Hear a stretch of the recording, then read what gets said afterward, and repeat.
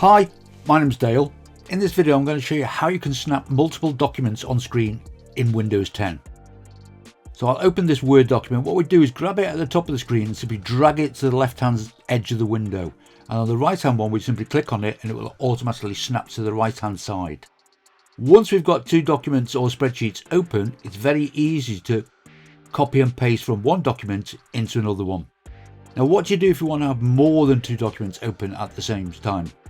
It's a similar principle, but this time we're going to drag them to the corners. So this one to the top left, the next one to the bottom left, and then the top right, and then finally the fourth one will snap in place in the bottom right hand corner. So we've got 4 documents and 4 windows open at the same time.